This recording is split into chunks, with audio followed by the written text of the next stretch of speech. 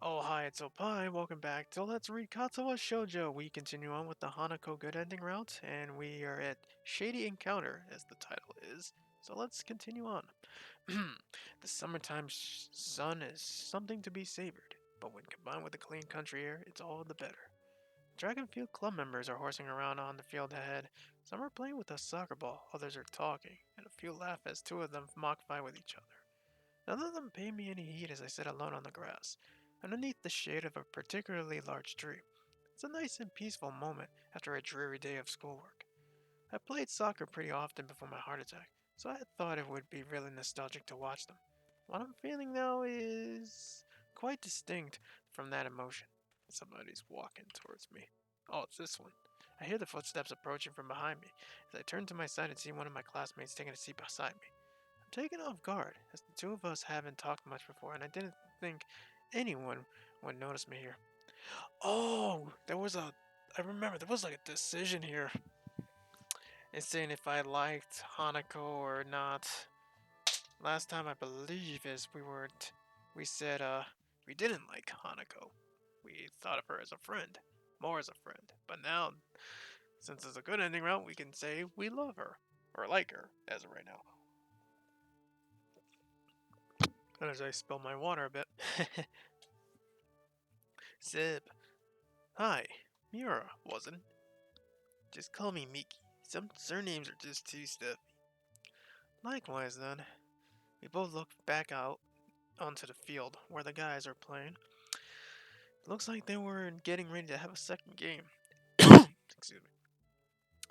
With people spreading out to their positions, and the ball being carried to the center of the field. Sure enough, the window whistle is below to begin the match, and they get right back into it. Not going to play? Nah, just gonna rest for a bit. What about you? You look kind of like you wanted to play when you were watching us before. So someone did notice me after all. It's kind of a long story. Her face says that I piqued her interest. I'm in Yamaku because I got a heart condition. I can't really play soccer anymore. Wanted to be a soccer player, did you? No, I only really did it for fun. My friends played it, so I played it as well. Any of those guys playing around could have been me before my accident. But I don't feel like I have any real wish to go back to that either. It's a little hard to explain. I'm still decently physically built from the days when I played, even if my strength's largely left me by now, and I got on well with the other club members. When I think about it, I should feel pretty bad watching people play when I can't anymore. Yet, I don't. Maybe it's a good thing, a sign that I've gotten over it and I'm ready to become a new person. Sorry, I'm kinda rambling. It's cool. I'm actually glad to hear that. It sounds like you really have your stuff together. Some of the people that come to Yamako are pretty messed up at first. So you're a member of the track and field club then? Yep, been in it since I first arrived. Don't suppose you're friends with Emmy. Short, fast runner, no legs. I don't think there are that many female track and field members. Emmy, everyone knows about her, don't they? But nah, I tend to get on better with guys, so me and Emmy don't really talk much. Anyway, what about you? Oh, well, I'm not really in any clubs. Real clubs. Anyway, you've been hanging around with Hanako and that blonde Amazon, though, right? Blonde Amazon? I suppose Lily has the height to fit that description. If nothing else, I nodded in response, without making too fun of a point of things. Then don't worry about it. As long as you got some friends, you don't need to join a club. Loud whistling from the field attracts our attention. One of the players is on the ground, clutching his leg, and the others stop play to jog up to him, leaving me keep grimacing. Ouch, that looks painful. That guy really has bad luck. As she continues to look onto the field, I can't help being reminded of her own injuries. Her left arm, ending in a stump rather than a hand, has been bandaged up for her the entire time that I've been in Yamaku, and her injury doesn't seem that new. She turns to talk to me again and catches me looking. Both of us sit in an awkward silence as she takes her bandaged arm and holds it in her lap, with other remaining hand. Sorry, I guess I'm still a bit. It's fine, really. Your tone is light, but neither of us says anything afterwards. Every disabled student here has their own way of dealing with their problems, and some finding their conditions troublesome is only natural. I'm included among them, after all. The injured guy from the soccer game manages to get onto his feet with some help, and ends up hobbling off the field with one arm over the shoulder of another for support. Probably just pulled a muscle if he can still manage to walk. The whistle blows again, and the game continues once more, with one less man on the field. Hanging out with Hanako and that blonde girl? You keep some pretty strange company. How so? It's just that Hanako's kind of, I don't know. Shy? No, it's not really that. It's just, she's got some issues, I think. I can't really put it in a nice way. Not that I don't think that she's a nice person, though. She's perfectly nice. Just hard to deal with. Sounds like Miki or at least some other people in the class have tried to get closer to Hanako in the past, and that didn't go well. I think her judgment is rather harsh, given that everyone, not just those in Yamaku, has their own issues. Then again, I haven't known Hanako for that long, so it wouldn't surprise me if there was some stuff that I didn't know about. I'll just take it as it comes. She's a nice person, and I think that should be all that matters. Miki's eyes narrow a little, and her smile spreads. You really like her, don't you? Miki certainly doesn't mince words, alright. So you can see the check mark there that we've already been through the deny part. But in any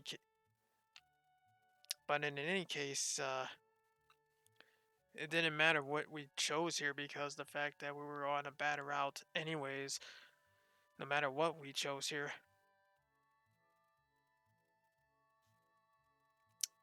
But yeah, I admit it. I am. But yeah, if you choose to deny here, you're in bad ending. You're going to the bad ending again. So let's admit it. Yes, I do have a thing for her. She's so cute. To be completely honest, yeah, I do. I appreciate it if you didn't tell anyone. Hey, whoa, you can trust me. No problems there. To be honest, I think it's kinda cute. If you want to go after for it, don't let me stop. Thanks. She made me say that, but she was just talking about Hanako having issues. Still, I want to hold myself to the words I said. Hanako's problems don't matter. I'll deal with anything that comes up because I want to help her. If there's even the smallest possibility that I can pull Hanako out of her depression and seclusion, then I should work towards that, no matter what. If she needs a prince, then I will be that prince. As I think about the possibility of a relationship, I can see Miki grinning at me while watching my face. I'm no doubt blushing, and looking away from her only makes her laugh. Miki gives off a different vibe from the other girls. Talking to her feels more like talking to a guy than a woman.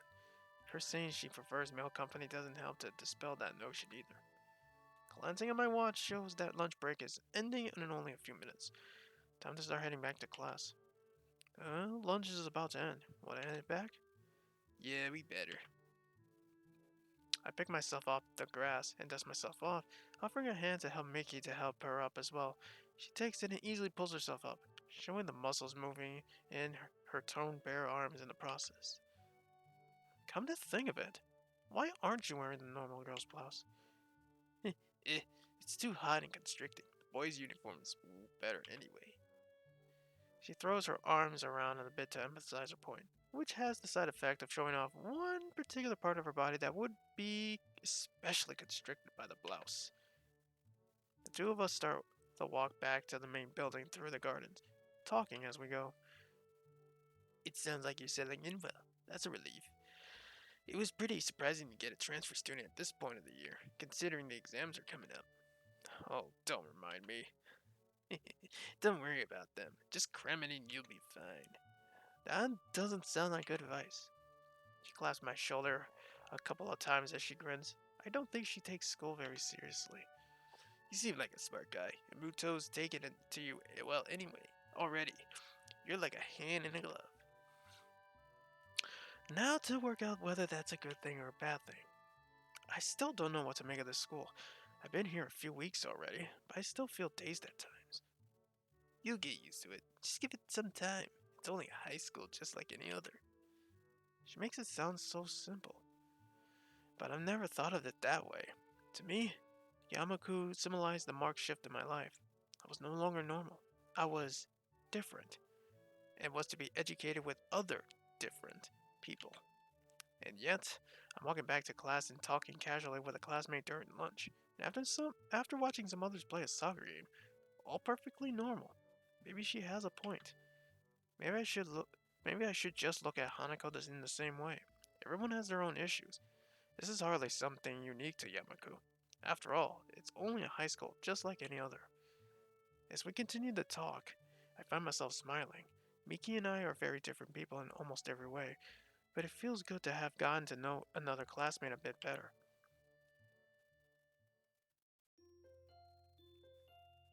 So this, I believe the text is the same, but it was a little bit different because I made that different decision. But even though this bears repetition of like the same lines we've seen before during the bad ending round, I don't mind reading it again. For the time being, I'll probably skip on ahead in the future episodes. But for now, I'm just gonna repeat what it says. But anyways, a light breeze blows the scent of early summer around my head while I wait for Lily. Small white clouds litter the sky, breaking up the monotony of the blue. Isao, are you here? Lily's voice hilts on the breeze as they were one and the same thing. I stop gazing into the sky to examine Lily. With a peach off the shoulder sweater and tan ankle length skirt, in addition to tan sandals, she's quite the nice sight. Yeah, I'm over here, Lily, near the gate. Were you able to sneak away from Hanako? Yes, it's not uncommon for me to go out shopping during weekends, or go out during weekends, so I don't think she noticed anything suspicious. That and she has someone she sees.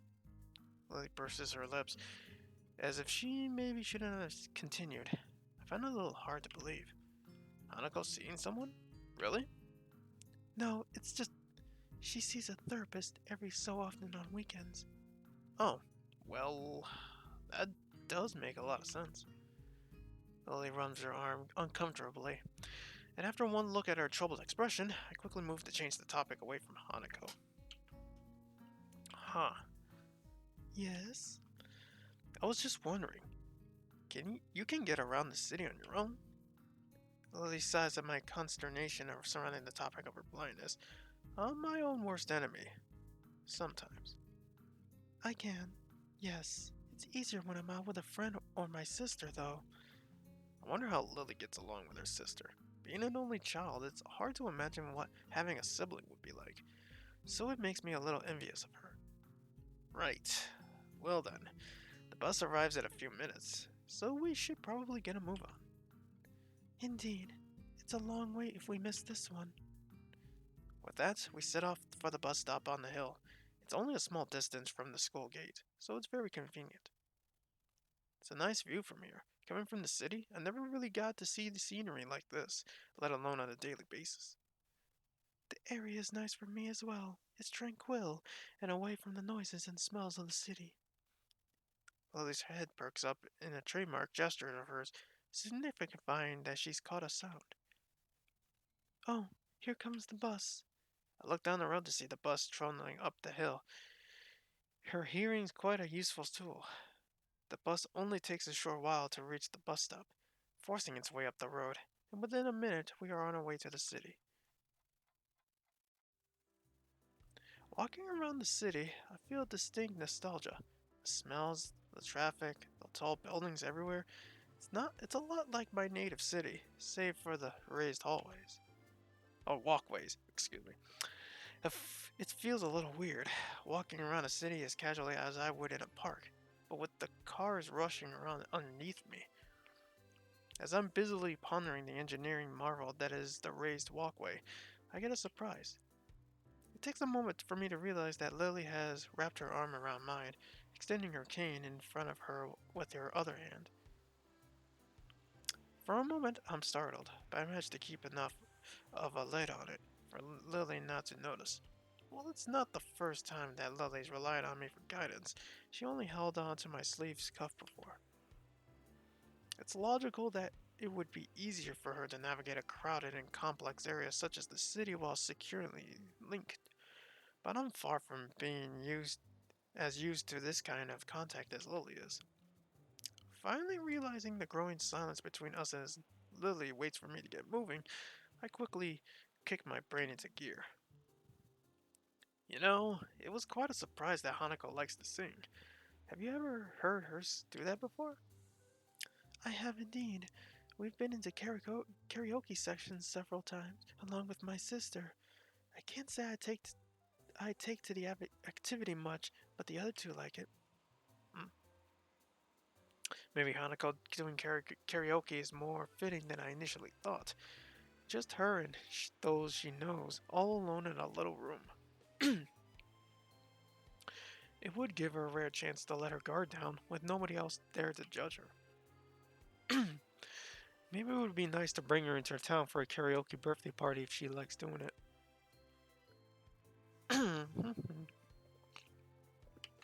Sorry for the my throat being shot here. Hmm. I'm not sure she would deal with that very well with that excitement.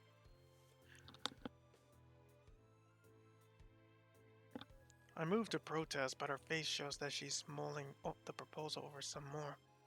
It takes quite some time for her to come into a conclusion. Then again, the best thing we can do for Hanako is at that point is to try to create some pleasant birthday memories. Continually treating her as if she's abnormal won't help. I think you're right. If she has something to remember apart from loss, then maybe she'll come around. If we bought her something nice that she could see every day, then maybe she'd be able to take her mind off the past and remember that she has friends. And in any case, I think Hanako can handle something like this. In the time I've spent beside her, I've learned that she isn't quite as frightfully fragile as I first thought she was. So, shall we be off? I'm not really sure about the layout of this area.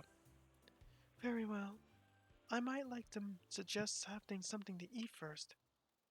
I haven't either, so that sounds like a good plan. Make sure you choose a nice place, Hisao. She gives a teasing smile, one that makes me smile reflexively in response, even if she can't see that. Well, I'll make very sure I do. Don't worry about that. Once inside, I order 2 slices of pie and accompanying cups of tea and take them back to our table. I pegged this cafe as the type to appeal to Lily, small and quiet, but well kept and somewhat upscale. Going by the dainty smile she wears, I don't really know if I chose right. It's very, very rare to not see her smiling after all. Nevertheless, I take a seat near her at one of the corner tables and lay down our small meals. Lily gingerly brings her head over the slice of pie placed in front of her, delicately taking in the aroma. Lemon pie, is it? Thank you, Hisao. No problem. The tea's just next to it, so be careful not to knock it over. She nods appreciatively, but judging by from the slightly weak smile she has, the warning wasn't really necessary. I suppose the sound must have tipped her off to its position. We both tuck into our food without further ado, both of us remaining largely silent as we do so. Lily isn't the type to appreciate discussion while eating, and I can't say I like it either. Eventually, we both finish both our meals, and the last of our teacups follows in short order. Lily's the first to break the silence. That was very nice. I must say you've chosen quite well, Hisao. This is the first time I've really had much of a look around in the city, so all I could really do is choose somewhere that looked nice. Oh, damn. Sorry. I felt really bad for inadvertently bringing up the subject of sight around Lily, but she doesn't appear to mind much. Quite the opposite. She almost looks amused by my awkward attempt at an apology. You are thoughtful, Hisao, but sometimes I fear that it gets the better of you. There is no need to change your speech on my account. Lily truly is pretty comfortable in dealing with her condition. I still hasten to change the subject, as I can't really say that I share her confidence in the matter. Have you lived here for very long? It seems like you have this place pretty much sorted out. She quickly waves her hand in front of her face to dismiss the notion. It's nothing like that. I've attended Yamaku since the start of high school, but I didn't walk around the city very much because Akira, my sister, picked me up and dropped me off. Oh, right. You mentioned not living in the dormitories until recently. It's quite a surprise. I just assumed that she'd been living here since entering Yamaku at the least, which would give her a few years here. I've lived with my family for most of my life. Then I was just together with my sister, with my family having moved to Inverness long before, and Akira working longer hours. I ended up having to move. Inverness? So that's somewhere in Scotland? Oh, did I not tell you? My family currently lives in Scotland, the birthplace of my mother. My father's side is mainly Japanese, though. Huh. The question of what gave Lily her looks did cross my mind every now and again, but I've never thought to ask. That answers that then. To be honest, I would never have guessed. Considering you have no accent, I'm guessing you were born here. Full marks. I am thankful for my heritage, though, as if without it, I would likely have not been taught English so early in my life. And what of you, Hisao? What about me? She gives a moment's thought. She probably should have thought of what to ask me before switching the topic. I'll go with, what are your plans for the future? Hmm. To be honest, I haven't thought about much about that recently. After my accident and subsequent months in hospital, enjoying my life here with you and Hanako has been enough for me. In fact, I don't think I've thought at all about a future. For some time now, it seems almost futile. This is your last year of school. After this, you will have to fend for yourself one way or another. It's not like I don't know that.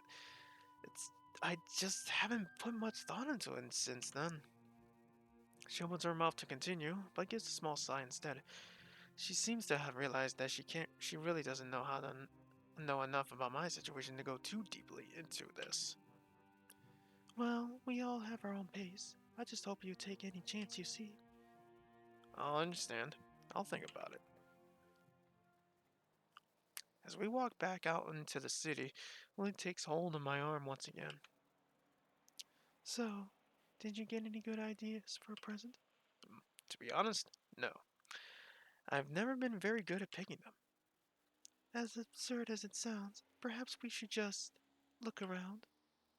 Hearing Lily utter those words throws me for a moment. Right. How do we do that? That's just the reaction I was just expecting. It's simple. You can go window shopping and just tell me what is around. If something interesting comes up, then we might get an idea. Right. I'm still not so sure about this, but I'll take your word for it. I think we'll manage. Hanako, my sister, and I managed to do it well enough. With Lily's simplistic and rather optimistic statement, we set off into a shopping district of the city, and I start describing everything I see to Lily. It's hard to think of Hanako going window shopping. She doesn't feel like the type to place much stock in fashion, nor have I noticed her reading magazines or the like. In fact, all I think I've rarely seen her do is as a hobby is read books. Hmm. There's a houseware shop just ahead. Looks like it's mostly crockery though. I can't think that she might have much need of that for that. And what type of message would it send to her? Um, cook more food? That's not such a bad idea. Maybe. Sometimes it's best to leave these things alone, Isao. Once again, I get the feeling that Hanako's exploits in the kitchen aren't always successful. Lily must have had to help her with that sometimes. Let's see. Next along is a bookshop. That seems like a good one. She was always reading. Yes, but there are a few problems with books. I'm not quite sure what she has and hasn't read. What about a gift card then? There's nothing as impersonal as giving someone a gift card. It's like saying, I don't know well enough about you to work out what you like. I said that wrong, sorry. I've always thought of it making sure is damn, sorry. I always thought of it as making sure they got what they wanted. Giving people gifts is supposed to show them the level of affection you have for them. If you can't decide on a simple gift for them, then how much could you think of them? Right, right. No gift cards. Lily seemed overly passionate about this, but I can see her point. If you're going to get something for someone, then you should put at least some thought into it. If I wanted to get something for Hanako that reminds her of us every day, then what good is a gift card? In that case, what did you get Hanako last year? A porcelain doll. I thought if she had someone to talk to, it might help her ease her pain. A doll that isn't ever going to criticize her after all. So I should be looking for a doll shop. If you could be so kind to keep a lookout for one, I would be grateful. Sounds good to me, though I wish you mentioned it earlier. But if I did that, then you would have started thinking for yourself, wouldn't you? Hmm, Once again, Lily has a point. My brain is currently analyzing every store we pass for gift options. If Lolly had mentioned the doll shop to begin with, I wouldn't have thought of anything else. We wandered through the city streets, but seemed unable to find anything that resembles a doll shop, or anything that I could consider a fitting present. The simple act of researching is starting to clear my head. The events of last week are starting to fade away, and I'm looking forward to giving Hanako her gift. If I could find one, that is. Mm, this is hopeless. I thought we'd be able to find something in the city for sure. I'm sure we've walked down the street at least once before. That almost sounds like you're giving up, Hisao. I'm not, but it's a lot harder than I thought. Try not to be so restricted in your thinking. Maybe we should actually go into some shops and have a look around. That might work. I've never ridden, I've never really been any good at window shopping. Lil and I circle around the city streets once more, this time popping into stores that catch our attention. In the end, though nothing comes up as especially appropriate. Hanako's tastes are often quite hard to pin down at the best of times, thanks to her intensely private nature, and those tastes we do know are hard to accommodate. Maybe take me a break for a minute. I'm a bit exhausted. I agree and leave Lily to rest against a railing while I go get a couple of drinks from a nearby vending machine. After walking up to the vending machine and grabbing myself some lemonade, I find myself at a bit of a loss. Not really knowing Lily's taste, I decide to take a guess and grab something that seems a little girly, but not too weird. Strawberry flavored milk. Back, I walk up to her and place the card into her outstretched hands, making sure she has a grip on it before letting go. She feels out its contours before opening it and taking a very tentative sip, her approving smile afterwards telling me that I made the right choice. We both rest and have a quiet drink for a few minutes. A familiar soft ringing begins to sound from Lily's side. She quickly apologizes as her hand goes into her pocket, pulling out her mobile phone. Do you mind if I take this? It's fine, don't worry. She nods to me and thanks before turning away and flipping her phone open, bringing it to the side of her face as she picks up the call. Going by the tone of Lily's voice, the person on the other hand is no doubt some friend or another.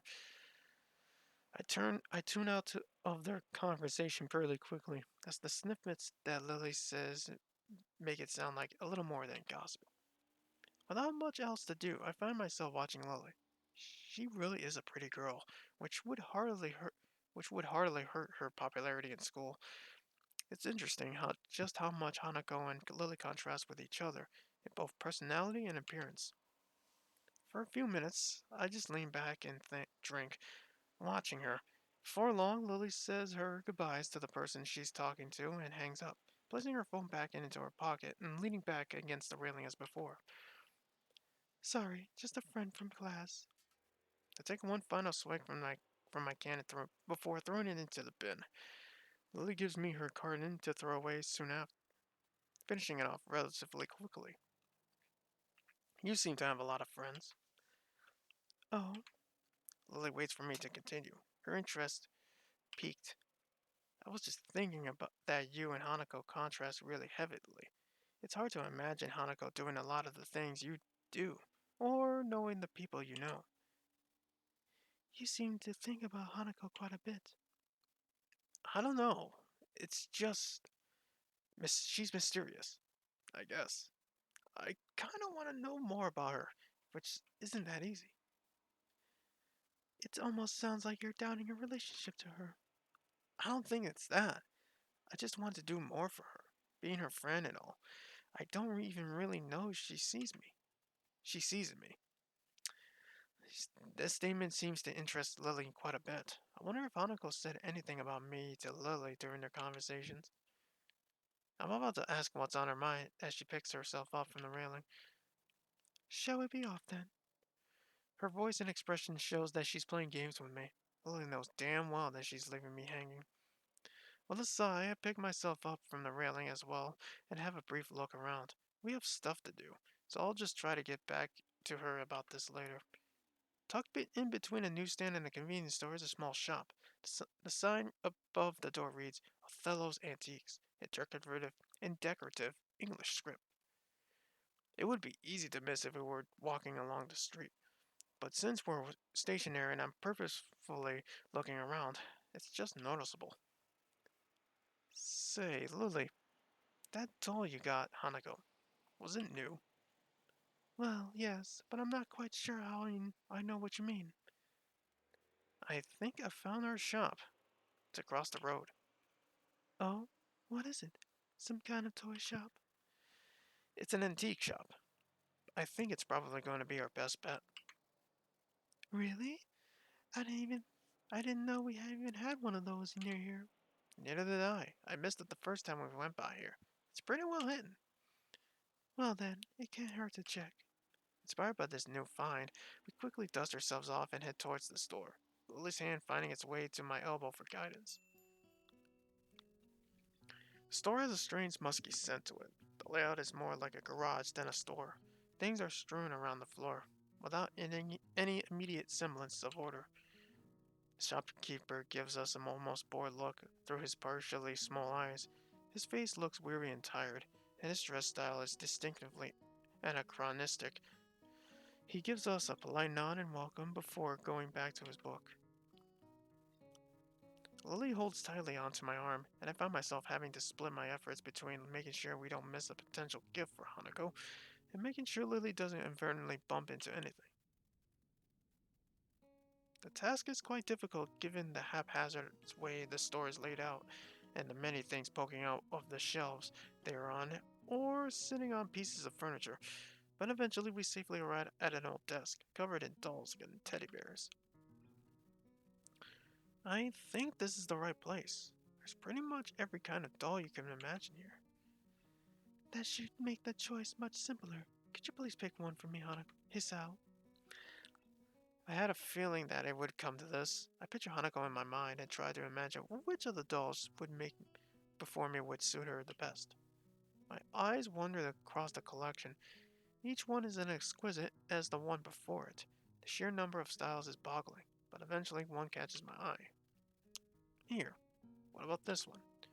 I pick up a small porcelain doll that looks to be somewhat affordable, dressed in a Victorian era green dress with a little brown hat sitting atop its blonde hair. It looks like a little like Lily. I gently pass it to her, who delicately feels her way around the object while wearing a look of slight concentration. It certainly feels beautiful. Do you think it would suit Hanako in your opinion? I think it would. It, it could look good in her room. Then in that case, I trust your judgment. Would you be getting her something as well, or shall this be a shared gift? Hmm, I'm not sure. I think I should get her something myself, but I don't think getting her another doll is such a great idea. Maybe. I let my voice trail off as I look around the shop. Resting on the writing table not far from us is the decorative box that catches my eye. Wait here, I think I found something. My, that was fast. I gingerly walk through a collection of crystal glassware and pick up the box. The wooden sides are covered in carvings depicting ancient battles around the castle. The top, however, looks far too familiar. Alternating squares of white and the black varnished wood are arranged on the lid. That's a really nice item. It's a chess set from overseas. The store's owner's sudden appearance startles me a little. I didn't see him approaching at all. I suppose he's trying to. I suppose he's trying to help us because we don't really look like we know what we're looking for. Or on the other hand, maybe he wants to keep an eye on us because he suspects we might shoplift instead. I'm looking for a present for a friend. Let's see. In that case, this chess set would make a fine choice. Realization floods into my mind. This is a pretty good looking set, but this is an antique shop. And they're not well known for their bargain prices. How old is this? This is a reproduction. My best estimate is that it's about 5 years old. I see. How much? He thinks a little before telling me, which is slightly disconcerting. I'll let you take this now for 70,000 yen. I balk a little. I wasn't expecting to spend that much, but this does seem perfect. Then again, maybe it's a testament to how well he worked out how much he would make me pay.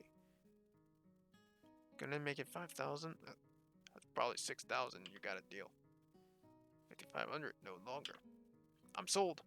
Oh, and we also like to get that doll. The store owner looks over my shoulder, focusing on Lily and the doll in her hands. His eyes narrow, and he visibly takes a moment to switch mental gears. In the process, his smile drops slightly. Ah, I guess that means that not everything in this store is a reproduction. Are you quite sure you want that doll, miss? I trust my friend's judgment. I see. Oh, no offense. None taken. If you could please wrap it for me, it would be appreciated. Yes, of course, but it is 20,000 yen. Jeez. Lily reaches into her purse and presents 4 crisp-looking 5,000 yen notes.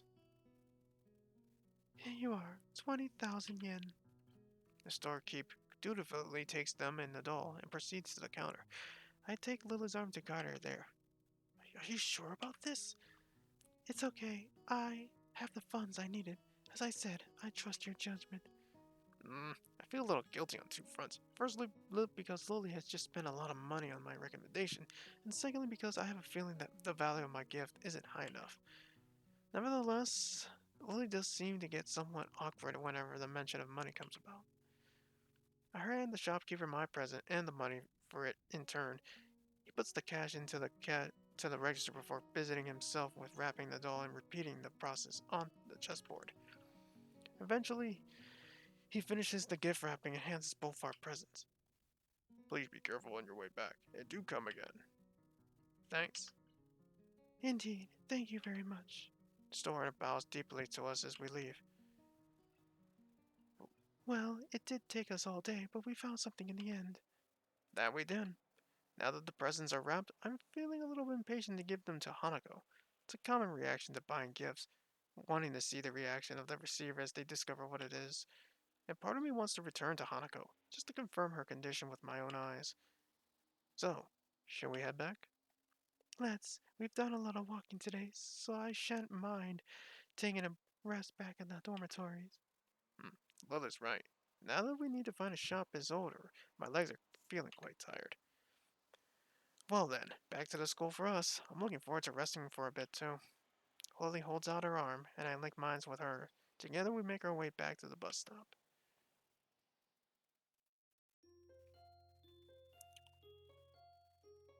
I wonder if the text is going to be different once the party starts.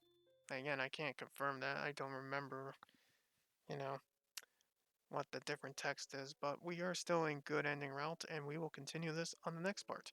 Stay tuned for that. Later, everyone.